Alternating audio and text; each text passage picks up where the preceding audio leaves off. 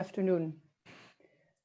I'm Margriet Lukkien of Loyens and Loeff in Amsterdam, one of the conference co-chairs of the virtual 21st Annual US and Europe Tax Practice Trends Conference.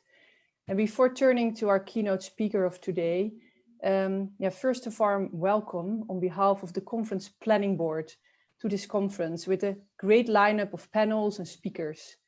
And we were supposed to be in Zurich for this conference, surrounded by mountains, but COVID forced us into a virtual setting. So I'm speaking from Amsterdam. No mountains here, but at least the tulips are starting to grow despite the relatively cold weather for spring. So we are grateful for the virtual setup organized by the ABA Tax Section, the IBA Taxes Committee, and IFA USA. And I'm happy to say that we have over 250 people who registered. So we are very pleased with that. In particular, the conference co-chairs have dedicated a lot of time and energy to this program to get it organized. And my conference co-chairs, you see them on screen. They are Saunders, Gregor, partner at Ropes & Gray in Boston, Stanley Ruchelman, partner and founder at Ruchelman Law in New York, and Reto Heuberger, partner at Homburger in Zurich.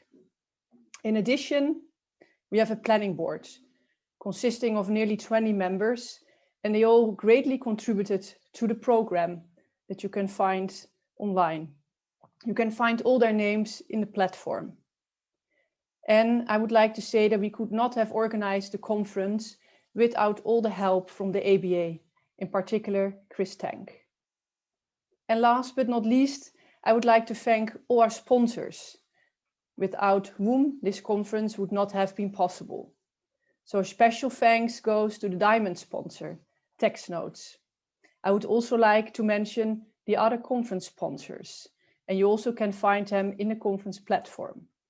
They are Arendt and Medernach, Afid Bish, Kaplan and Drysdale, Covington and Burling, Lenz and Stalin, Matheson, Ropes and Gray, and Ruchelman. Further, I would like to mention that we have a virtual help desk. It's available for you in the virtual lobby, so don't forget to go there if you have any questions. The ABA staff is on hand to help you. So for this conference, we made a program for today, tomorrow, and Thursday for this week, and of course we had yesterday. We have a fantastic lineup of relevant topics, such as DAC 6, transfer pricing, the pillars 1 and 2, government's perspectives on current tax developments, M&A insights, highlights on deals that were going through during the pandemic, and of course we are talking about the impact of the EU Dennis cases. This is all covered by very knowledgeable speakers from the industry, private practice, governments, OECD. So our speakers include, among others, Peter Blessing from the IRS and Grace Perez-Navarro from the OECD. So definitely worth participating in this conference and listening in to the panels. And I would also like to mention that the conference offers good networking opportunities in the virtual platform. So we look forward to seeing you there. And with that, I would like to hand it over to my fellow co-chair, Stanley Ruchelman. Thank you, Margriet. I'm Stanley Ruchelman of Ruchelman P.L.L.C. and one of the co-chairs of this conference. The world of global tax planning has changed, and this conference is an example of the scope of that change.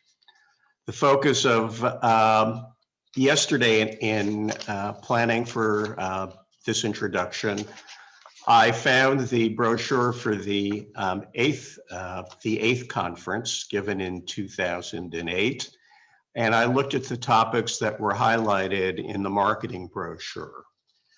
First of all, the conference had a different name, focusing on opportunities, but the topics of the sessions were much different. The topics included tax-efficient financing, including push down of debt and thin cap rules, not to comply with possibly, but to make sure that you don't run afoul of them. Ownership of intangibles and possible restructuring within groups to take advantage of more favorable tax regimes granted by certain countries, and using the corporate merger directive to migrate companies within Europe. In this year's session, the focus is much different. We recognize that the world of the possible has become the world of economic substance, and the topics include that. We have topics, as Margriet alluded to, including new tactics by governments in criminal tax, attacks on the attorney-client privilege, DAC 6 reporting, possibly by lawyers in some cases, or at least putting obligations on lawyers, putting holding companies on hold as a result of the Danish companies, and the growth of cross-border tax disputes. My conclusion is that the pendulum has swung. With this, I would like to hand it over to my fellow co-chair, Reto Heuberger. Thank you, Stan. Thank you, and I remember those days, those good old days. I'm Reto Heuberger of Homburger in Zurich. I'm one of the few ones who actually is now surrounded by the mountains, and it's a beautiful day to go skiing. But we enjoy this online conference.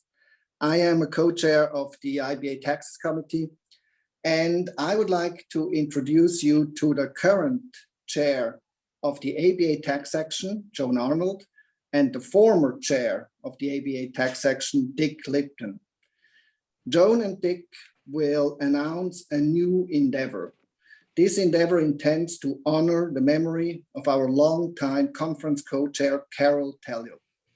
As you know, Carol sadly passed away last August, and she was instrumental in the success of this conference for many years, and she is missed by us all.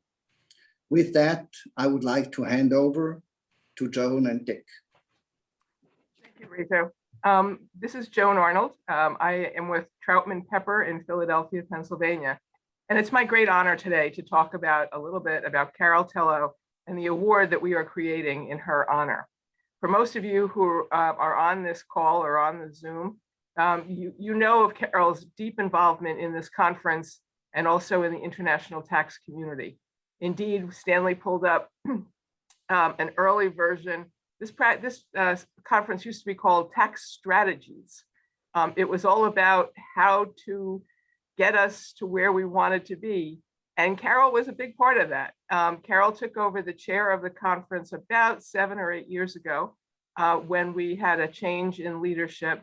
And she managed to get the conference onto its proper footing today, going from tax strategies to tax trends, as some of our governmental friends determined that they would not be willing to participate in a tax strategies conference. And Carol saw that all the way through. Carol and I worked shoulder to shoulder for the last 25 years at the ABA and in IFA USA. Carol was one of the first women to chair the important panel, the important committee in the ABA tax section on foreign activities of US taxpayers. It was no mean feat that she managed to take that chairmanship on. In IFA, she pioneered public-private partnerships that provide to this day an incredible value to our members through our DC webinars. During all this time, Carol was devoted to making sure that she advanced opportunities for women and for young lawyers in the international tax field. I recall to this day a board meeting at IFA USA in which Carol took to task the former leadership of IFA USA on the question of gender equality. It was a fairly tense conversation. The former leadership was uncomfortable. Carol was amazing. And she persevered. Carol became the first woman to be the president of the USA branch of the International Fiscal Association. She also gathered around her like-minded people, and together they formed the Women in IFA network. That was not an easy task. But Carol was much more than tax. She was the proud mother of an Athenea and the devoted wife of Jim. I remember her devouring the weekend section of the Wall Street Journal because there was so much in there that Carol wanted to learn and she wanted to share. She planned outings for every conference that she chaired, and she enjoyed going on those outings. She and Jim were omnipresent at the conferences and the outings. Carol was alive. She knew how to live and she enjoyed it. I've asked Dick Lipton to relay a story about Carol at this international tax conference. Dick, would you please? Thanks very much, Joan. And as Joan said, I had the pleasure of working with Carol, both when I was chair of the tax section and in many years thereafter while she served on the council and served other roles. But my interaction with Carol was much more social, and she was an amazing person. If you got to know Carol, one thing she also really liked was good food. And we had one day together that Carol would still talk about for years. It was the so-called 5-star day, and it was tied in with this program. Now, how do you have a 5-star day? It's real simple. As following up on a conference in Paris, we all got on a train and went over to Rouen, where we had a fantastic 2-star lunch at Restaurant Guild, 2-star Michelin lunch, that was as good as you could possibly have. But to complete the day, we all took the train back to Paris, and Carol, myself, my wife Jane, and Peter Blessing, who will be speaking to you later, decided to splurge a bit. And we went to the 3-star Guy Savoy for dinner and had a dinner that lasted about 3 hours and could not have been topped. That was our 5-star meal. But my favorite piece of Carol of all of this, and she adored every single course, and we were together the entire day, is when she went after dinner to the ladies' room, and when she got back, the waiter came over and handed her the bill. And she was all thrilled. She looked down at the bill and saw it was $850 plus tip. And she went, oh, this is really reasonable for that fantastic meal. Until I pointed out to her that that was her share of the bill, at which point her face turned a little more ashen. She did confide to me that she did not tell Jim what she had spent on dinner that one night for over a month until she couldn't avoid the topic any longer, but she still talked about the meal forever. Thanks very much. It was a pleasure to have known Carol, and she will be missed. Joan? Thank you. So now it's my pleasure to tell you about the Carol Tello Fellowship Award. It's a writing competition that will be tied to this conference annually. It is geared towards young lawyers writing in the international arena on tax matters. The winner of the competition, and it is sponsored by all 3 organizations, the ABA Tax Section, the IBA Tax Committee, and IFA USA. The winner will be offered a speaking role in the Young Lawyers Workshop at a future conference, will be recognized at the conference, and will receive free registration for the conference and a stipend to assist with expenses. We're looking forward to having people remember Carol's memory in this way, and hope that people will actively look for participants in this award contest. More information will be out in the fall of next year through the 3 organizations. Anyone who wants to compete needs to be a member of one of the 3 organizations, but not all 3, just one. So it'll be wonderful for us on an annual basis to have the ability to stand up and say Carol's name, remember everything she has meant to us, and to be able to carry on her great works through this fellowship award. I'd now like to hand it back over to the conference co-chair, Reto Heuberger, who will introduce, whether he's going back to Kat or the keynote speaker, I don't remember at this point in time. But Reto, back to you. Thank you, Joan, and thank you, Richard, for your warm words. I would like to hand over now to my fellow conference co-chair, Kat Gregor. Kat has done a tremendous job. She has put a lot of effort into the organization of this conference, and she's fun to work with. And Kat will now introduce our keynote speaker.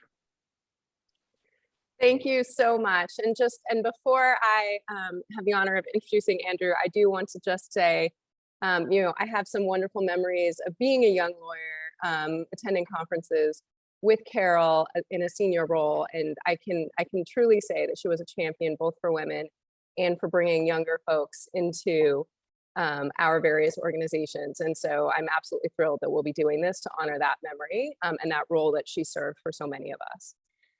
So with that, to introduce myself, I suppose, first, my name is Kat Gregor, and I'm a tax partner in the Ropes and Gray office in Boston.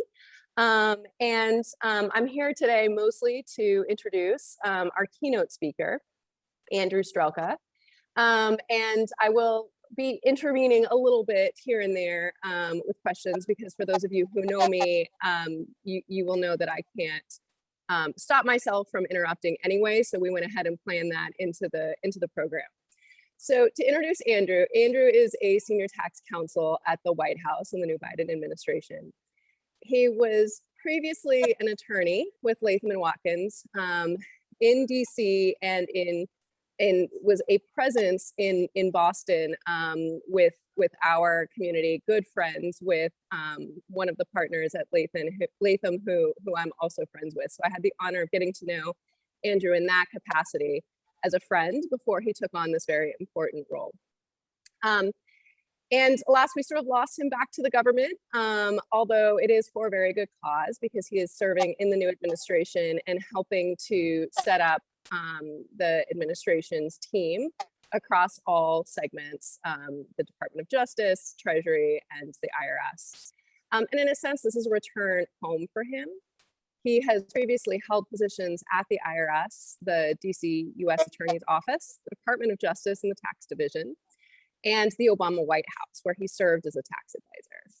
So given this broad experience, I don't think I can think of a better person to be helping our new president in these early days as his team works to build up the tax policy, administration, and enforcement teams.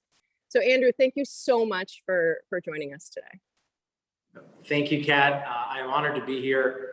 And let me give the classic disclaimer that everybody hates to hear, that my comments are my own and they do not represent the position of the administration.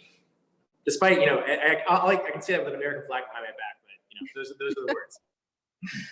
So Andrew, it's been about 2 months. What are your impressions so far of your new role? Well, for me, it kind of feels more like 7 months, because I'm counting my time in the transition. You know, folks have asked, you know, what's it like working on a presidential transition? And I'm sorry to say my frame of reference is just completely off. Usually it's a bunch of overachievers working in a nondescript office building downtown DC.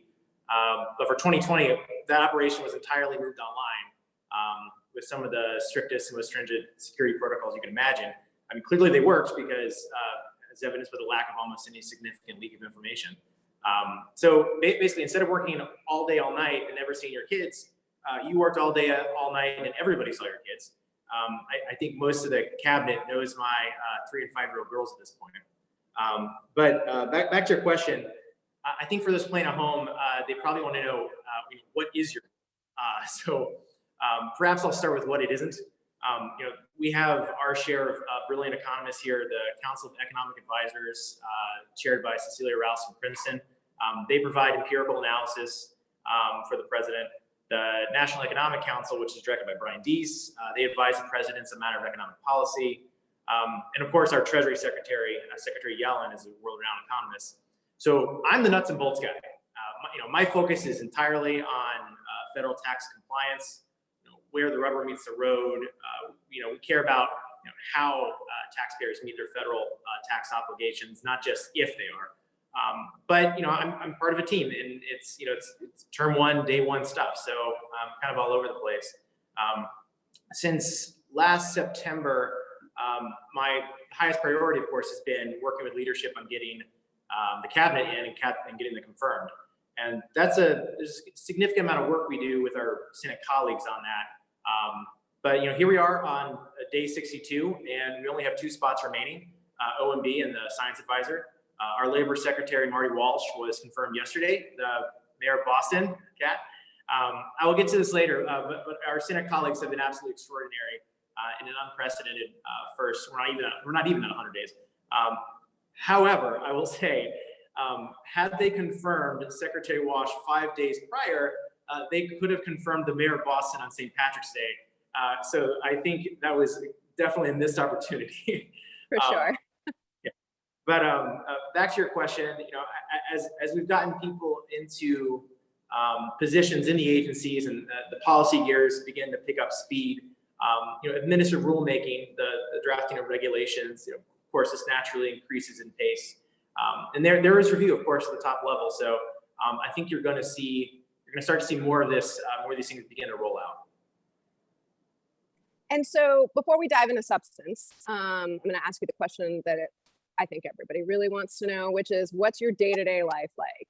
I know there's COVID, but we see you sitting, I think, in the White House. Is it just like a West Wing episode? So, truth be told, I've never actually seen an episode of West Wing.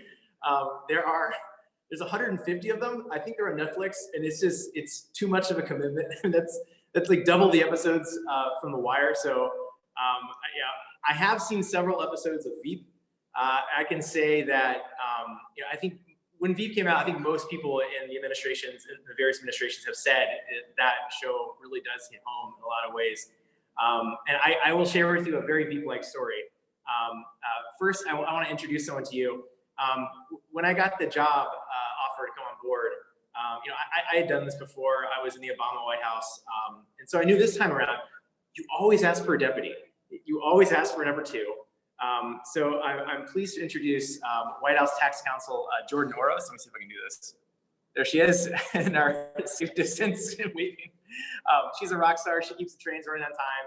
She probably had one of the most glamorous assignments over the last couple weeks. Everyone out there in Zoom land knows that when you need to interface with the IRS or really any taxing authority, how you do it, the procedure and manners to which you make your request or appeal is sometimes 90% of the battle, right? I mean, did you follow that rev proc from the 90s that's weird, written in a weird font that hasn't been amended or overruled in decades, but it's still controlling? That same rule, those same rules apply to agencies as well. And there are certain channels you follow to make your request, and for a lot of good reasons, least of which is security. For example, you can imagine in this complex, there are incredibly tight controls on what leaves the complex, both physically and electronically. So for this particular request with the IRS, they will only process it if they receive it via fax, from a fax machine. And I know the people at the IRS, and I can email them, I can call them, but the process doesn't start the ball doesn't start rolling in the hill over there until they receive fax from me. So this is a huge problem in 2021 because it's not 1992. There simply is not a fax machine just sitting around idle in every office. You generally don't need them. They're kind of a security threat. The ones we do have, of course, are generally dedicated to a specific receiver on the other end. And it's not like Jordan and I, the tax team, can just pop into the situation room and like, hey guys, we use a fax. So Jordan had this glamorous assignment last week or 2 weeks ago to find a fax machine in the White House. And I want to flip to her for a minute. Jordan, how long did this take you?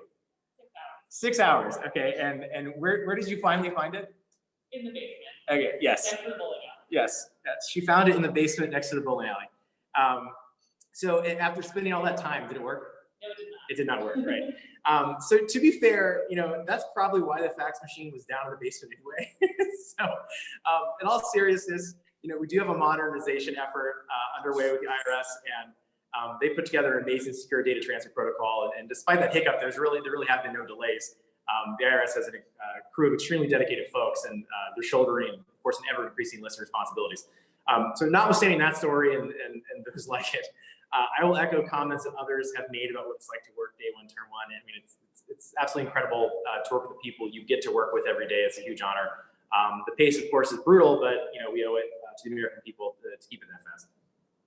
And so, speaking of term one, day one, what were when you jumped over from the transition right into the new administration? What were the biggest challenges you were facing in that moment? Well, there's no need to repeat the economic and health-related issues that have been affecting all of us across the globe. But from a practical standpoint, here in the U.S., it's difficult, nearly impossible really for any substantial momentum to build up on an array of priorities without movement in the Senate. You know, and the world's greatest deliberative body, you know, had just really an unprecedented play. I mean, just count it off. You know, we had a violent insurrection on January 6th. Senator Loeffler conceded to Senator Warnock on the 7th. Senator Perdue conceded to Senator Ossoff on the 8th. You know, but we didn't even get the 50-50 split until Georgia certified on the 19th. And so at that point, you need an organizing resolution just to operate in that environment. That didn't happen. That wasn't hammered out until February 3rd. And the second the ink is dry on that, you know, the following week, the Senate pivots into the second impeachment trial of President Donald Trump. You know, and throughout all this, you know, we are attempting to you know, get our nominees confirmed and get legislation moving that's going to help America and help American workers, and especially in light of the pandemic.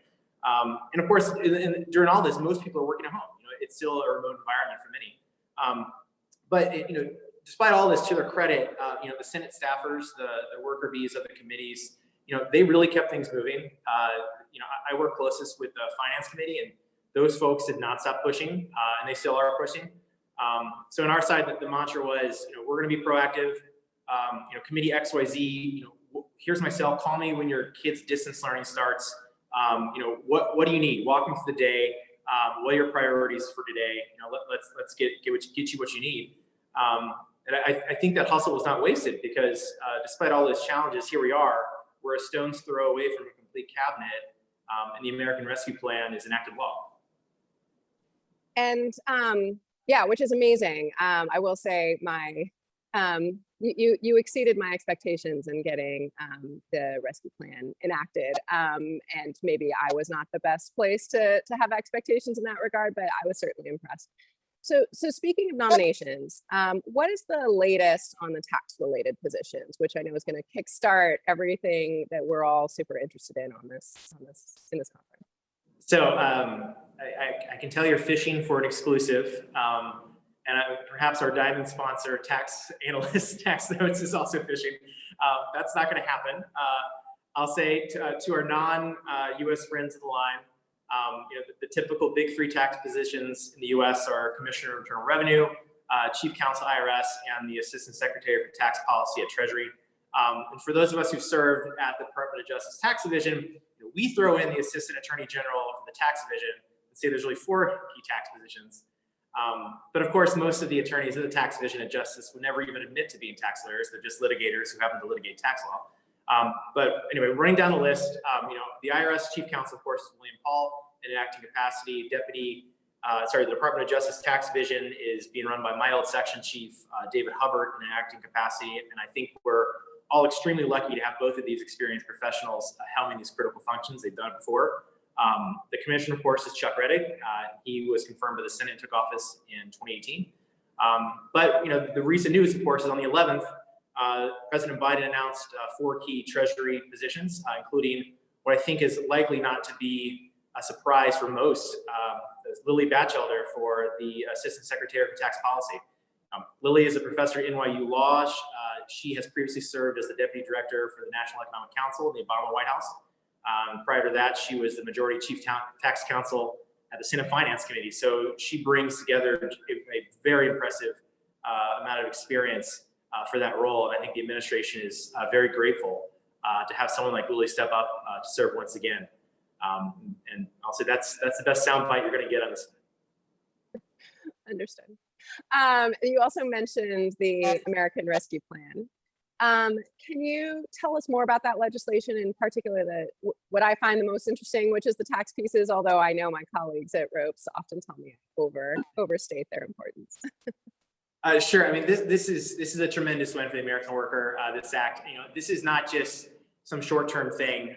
It's not a Band-Aid. It really is a framework. You know, some in the press have referred to it as transformational, and I personally tend to agree with that. You know, it's going to change the course of the pandemic, and it's going to deliver immediate relief with incredible effects. I mean, such as, which has been talked about a lot, is the incredible significant reductions in child poverty that we're expecting. More than 2/3 of the tax cuts and direct payments are going to go to families making less than 90 grand a year. You know, the act forces the government to invest in things like public health, supplies, emergency response, testing, vaccine. testing in our schools so they can open. I mean, these are just like no-brainers, right? But you know, it's the full package. More than 85% of households are going to receive a check. I mean, they're already going out. Adult dependents are not disqualified this round. Unemployment insurance benefits are extended through September 6th.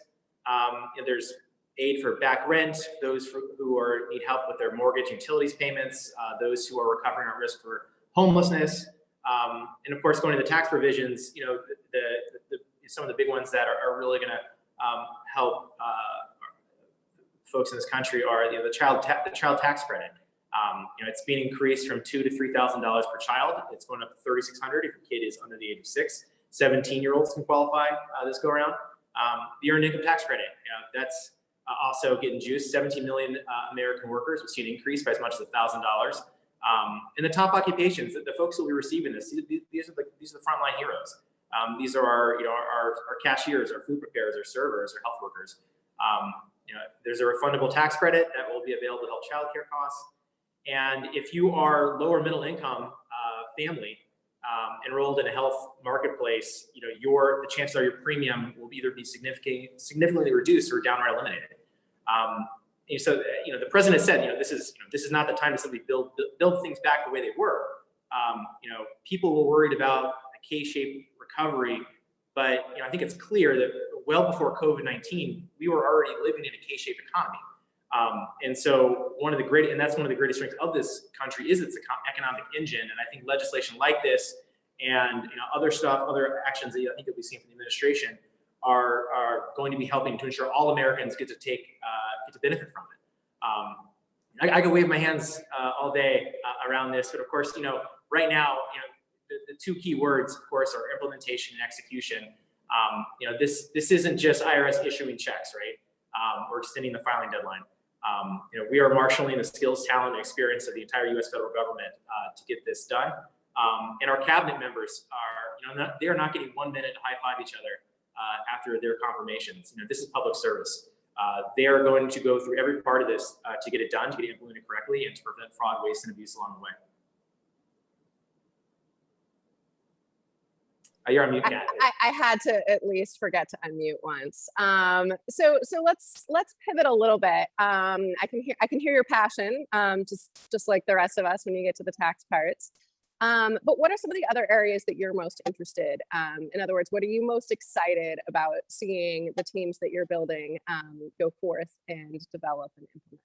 I'll just, you know, again, I'm not speaking for the administration. I will just speak personally. Something that an area that I'm interested in is, and this has come up a little bit in our confirmation hearings somewhat, is crypto and, you know, personally, I'm interested in the concept of decentralized finance, you know, which is, you know, an extension of the blockchain technology into more complex financial transactions. You know, I'm not talking about, you know, some simple crypto assets someone's holding for investment, but actual applications of the technology. So at the moment, you have people expending substantial amounts of energy to invest in trade positions in what's essentially a decentralized ledger, right? And what I think we need a more useful conversation is how can we use that ledger? You know, not just speculate on its value. How, of course, can we increase efficiency? But of course, for us, you know, you can't start walking down these roads without discussing the taxation of crypto. I popped in yesterday for the crypto panel yesterday with some friends of mine that were on there and enjoyed it. I'll also give a quick mention. There's a new book edited by a friend, former T.L.C, Lisa Zarlenga. Gives a good state of the union out there on the taxation of crypto. When you look at the technology, which is really, you're looking at concepts, right? You know, and where it has the potential to take us. I think you can quickly understand, you know, this is not an area that you can just simply toss to the tax collector. You know, there are no federal tax laws that specifically deal with crypto in the U.S. There are no tax cases where they really jump into the deep end of the taxation of crypto assets. It's not specifically addressed by any U.S. tax treaty. So what do we have besides a box in the 1040 that asks, you know, yes or no, do you have crypto? You know, we have this 2014 notice from the IRS that says crypto is property for federal income tax purposes. And, you know, God bless the IRS. You know, I think they're doing the best they can do in this environment. But take a moment to think of this, and I'm going to go on for this, Kat, so just bear with me. Take a moment to think of this, less of an asset, more like an industry. Unfortunately, many people still confine crypto like as Reddit fodder. Your libertarian friend who buys their coffee beans on Dogecoin and then has to tell the world about it. There's an ever broadening spectrum of stakeholders with interest in blockchain and crypto. Of course, you've got your libertarian Dogecoin coffee drinkers, but you also have individual entity, institutional investors, and you've got an array of developers who are leveraging the tech. And so just take a beat for a minute and consider, let's just compare things. Consider it to the taxation of oil and gas. There is a whole body of law and information reporting compliance regime that seeks to sync the taxation with the specifics of the industry. Do you have a working interest? Do you have a royalty interest? Depletion, intangible drilling, and development costs. Those terms are as common in the industry as they are in the world of federal taxation. Through legislations and regulations, active workers and passive investors know the tax landscape before they jump in. Now, of course, this is a completely unfair comparison because crypto is a rather recent development compared to the age of oil and gas and Daniel Day-Lewis running around the West, right? So crypto and blockchain are still showing us what they can do as well. I think probably another fun comparison, though, maybe more apt, is let's just talk about offshore and under the radar holdings. Folks with considerable crypto assets and or significant taxable transactions that are not coming out of the cold. They're not running to report these transactions or report their income. Just months after Bitcoin was invented in 2008, the U.S. and the UBS and the Department of Justice entered into their very public deferred prosecution agreement, or they announced the deferred prosecution agreement. That's when when the U.S. said enough is enough. Fast forward to today and consider all that the U.S. government has accomplished in rooting out undisclosed offshore financial holdings since that DPA went public. How did they do that?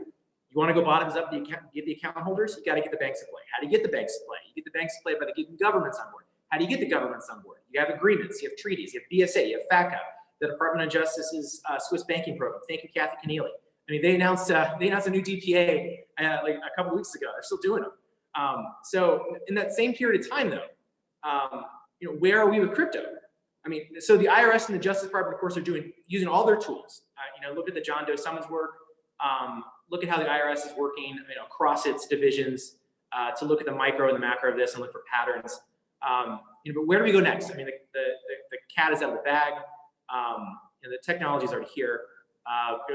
So my wife is on the senior staff at the Hirshhorn Museum, which is the Smithsonian Museum dedicated to modern contemporary art here in DC. Just the other day, we were discussing, there was this Christie's auction where there was a non-fungible token, NFT work of art, went for $69 million. This piece has absolutely no physical presence. It is purely digital and therefore infinitely reproducible. But it is specifically identifiable on the blockchain, and apparently worth $69 million. So, my sincerest condolences to the members of the IRS's art advisory panel and any tax court judge when they have to do a valuation case on the FMV of a NFT. Anyway, I could go on in this topic. Just this week, the New York Times editorial board discussed a proposal to close the U.S. tax gap by creating a new information reporting regime for financial institutions. Basically getting them to report inflows and outflows of certain taxpayers. But if the editorial board had posted that on Reddit instead, and got a bunch of Gen Y and Gen Z folks to comment, I'm sure they would have said, maybe the answer is not more information reporting, not more piece of paper. Perhaps there's a blockchain solution where financial inflows and outflows are recorded on a decentralized ledger. And let me be clear, I'm not advocating for any specific proposal. I just think this is an exciting area to consider. Thinking this more of a technology and less of a speculative investment. Okay, I'll do one more. I completely agree. I've spent plenty of time probably with you and several others debating what kinds of tools we could even find. So it is an interesting area to be brainstorming about.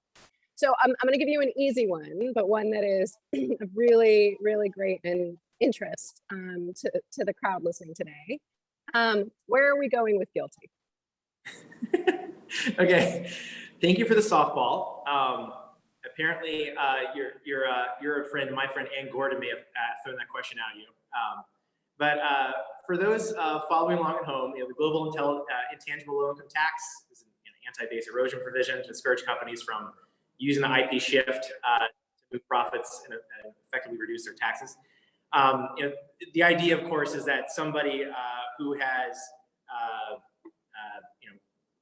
offshore investments of facilities and infrastructure and widgets is going to pay less guilty than someone who's just put IP out there. So I mean, it is public. It is for quite some time. The president has proposed substantially reforming guilty as part of his plan to ensure a fair and progressive tax code.